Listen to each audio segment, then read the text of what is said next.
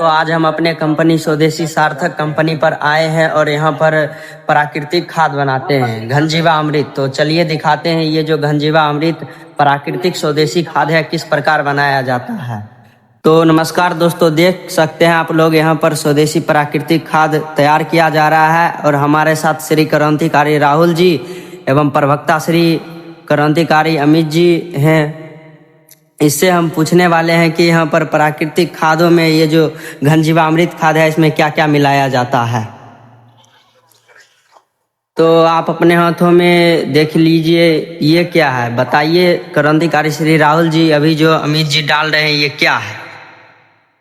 देखिए ये जो है ये सरसों का खल्ली है और ये सरसों के खल्ली से बना हुआ घनजीवा अमृत खाद जब किसान के खेतों में जाता है तो इसमें जो पोषक तत्व है, जैसे ये खल्ली में नाइट्रोजन, फास्फोरस, पोटेशियम और तरह तरह के जो इसमें तत्व पाए जाते हैं, वे सभी तत्व इस घनजीवा अमृत के साथ मिल करके जब खेतों में जाता है तो जबरदस्त उत्पादन होता है। तो देखिए हम इसके अलावा क्या क्या मिलाते हैं। सरसों खल्ली के बाद क्या आएगा? देखिए सरसों की खल्ली के बाद ये कली चूना का पाउडर है और ये कली चूना का पाउडर जब हम इसमें डालते हैं तो बहुत सारे किसान के ऐसा कहना है, समस्या है कि हमारे खेत में जो है दीमक की समस्या है, हमारे खेत में जो है नीचे से छोटे छोटे कीट आकर फसलों को कुतर देते हैं। तो देखिए ये जब हम चूना डालते हैं तो चूना डालने के बाद ये समस्या है, जब आप ये खाद को घनजीवा अमृत खाद को खेतों में डालिएगा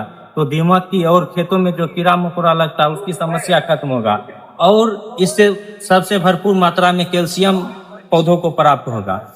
और यहाँ कली चूनों के बाद क्या आएगा?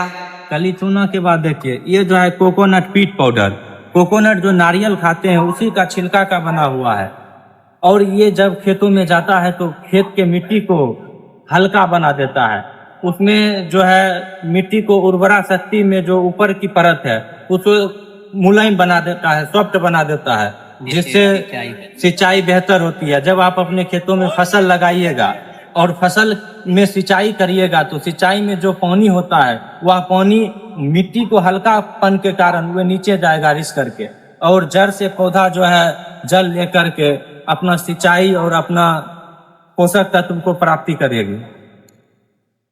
तो उसके बाद कोकोनट पाउडर के बाद क्या आएगा? कोकोनट पाउडर के बाद देखिए नीम खल्ली, नीम की खल्ली जो है आपके फसल के जड़ों में जो कीटाणु। कोकोनट पीट पाउडर के बाद देखिए ये नीम का खल्ली है। नीम जो आयुर्वेद में सबसे उत्तम पौधा है और उसी का ये खल्ली बना हुआ है। जब ये खेतों में जाता है तो खेत में तीतापन लाता है और जो कीटाणु तरह तरह के खेतों में आते हैं उसे भगाता है और इसमें जो है तरह तरह के जो तत्व हैं वे पौधे लेते हैं और जो पौधों को चूसने के लिए, जो फसल के दाना को चूसने के लिए कीड़ा आता है उसे भी ये भगाता है। तो इसके बाद देखिए ये है जीवा अमृत। जीवा अमृत का फायदा? ये जीवा अमृत है और इसका जो फायदा है जीवा अमृत मतलब ये जीवों के लिए अमृत का समान है और जब आप अपने खेतों में डालिएगा तो बहुत किसानों को लगता है अगर ये जीवों के लिए अमृत है तो इसे डालने के बाद जीव आएगा खेतों में और वो तो पौधा को नष्ट कर देंगे, लेकिन ऐसा बात नहीं है। जब आप इसे डालिएगा तो जीव वैसे जीव आएंगे जो किसान की हितैषी है, जो किसान का मित्र है और किसान का शत्रु कभी नहीं आ सकता है। ये किसान के मित्र है और किसान के मित्र जीवाणुओं का लाने का कार्य करता है जिससे खेत में उर्वरा शक्ति बढ़ती है। तो इसका नाम है जीवा अमृत खाद। उसके बाद देखिए ये खैनी का चूर्ण है।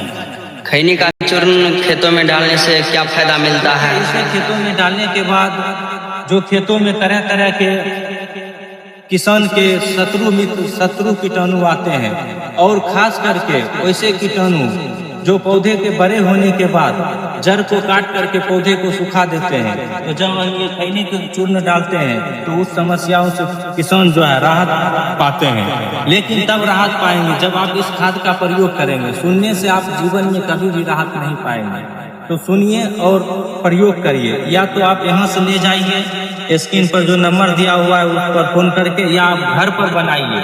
आपको घर पर बनाने की फार्मूला लेना है तो आप उस नंबर पर कॉल करके ले सकते हैं। देखिए ये मिक्स है, इस प्रकार कहा जाता है खिचड़ी। खिचड़ी में चावल दाल ये सब मिला होता है। इसमें क्या क्या मिला है? इसमें बहुत सारे चीज मिला हुआ, जैसे देखिए सबसे पहले हम इसमें दिखाते हैं छोटे छोटे चमकीला टाइप होगा वो घट्टा दर्रा, मक्का का दर्रा है। और ये दर्रा जो है इससे खेत हल्कापन होता है। जब ये दर्रा खेतों में जाता है तो खेत हल्कापन होता है और हल्कापन के कारण खेतों में सिंचाई बेहतर हो जाती है। उसके बाद देखिए इसी में नीम का खल्ली, अंडी का खल्ली, अरंडी का खल्ली, सरसों की खल्ली, चूना इत्यादि ये सब मिला हुआ है। ये सब खेतों को उर्वरा शक्ति बढ़ाएगा, क्योंकि जब तक खेत में उर्वरा शक्ति नहीं बढ़ेगी तब तक खेत में पौधा जो है, खेत में जो फसल है वह सही ढंग से नहीं हो पाएगा।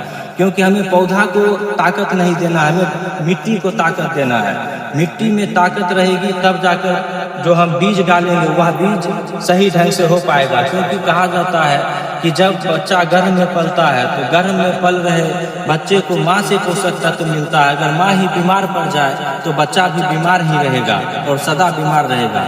उसी प्रकार खेत एक माँ की तरह है और इस खेत में, इस मातृभूमि पर, इस जमीन पर, इस मिट्टी पर उपजने वाला पेड़ पौधा, उपजने वाला फसल ये एक बच्चे का समान है।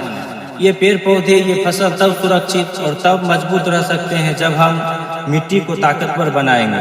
तो दोस्तों, किसान भाइयों, आप स्वदेशी तरीका से खाद बनाकर या स्वदेशी तरीका से स्वदेशी सार्थक कंपनी से खरीदकर अपने खेतों में जरूर प्रयोग करें।